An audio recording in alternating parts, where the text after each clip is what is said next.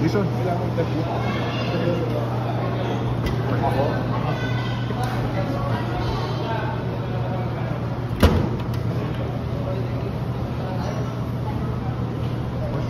Jason, another win sa inyo, 2-0 na kayo sa Ginebra.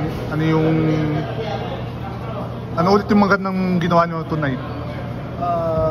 Siguro yung defense namin, as long na dumidepensa kami,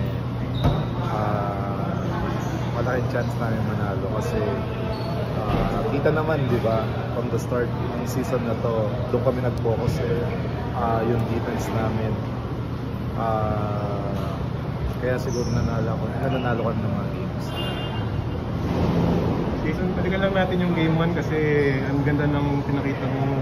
Inamin nga ni RJ na nahirapan siyang bantayan ka, marami pa raw siyang kakainin bigas. Anong reaction mo dun sa laro mo? Oo, mas magaling siya sa akin kasi kung makita niyo yung rookie year ko tsaka rookie year niya, sobrang mas high level yung pagka-rookie niya.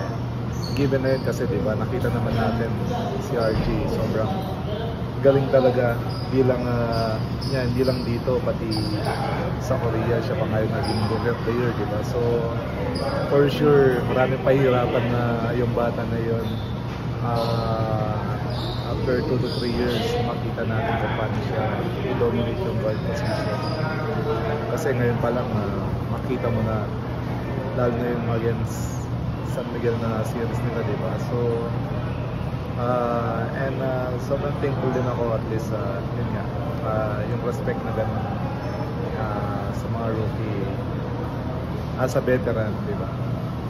So pero yun nga, in terms of rookie ko at saka rookie niya, mas magaling siya sobra, as in hindi niya natatanong, sobrang gustong-gusto siyang maglaro.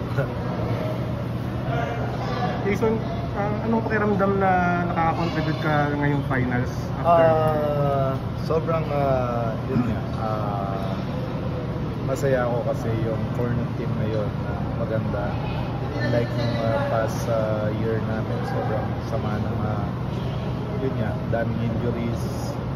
At the same time, parang hindi balance yung team. So ngayon, kahit sino ipasok mo, yung mentality namin is to defend. Hindi nga to score basta dumipensa kami, yung score darating na yan. Jason, 2-0 lang after tonight. Pero knowing Ginebra, meron silang reputation of going back down from disadvantages. So paano nyo lang i-approach yung next 2 games or the next coming games, particularly this Friday? Actually, hindi namin iniisip na half kami. As long na yung thinking namin is 1 game at a time. So yun lang talaga. Every game, kung ano yung mabibigay namin, bibigay namin yung best namin.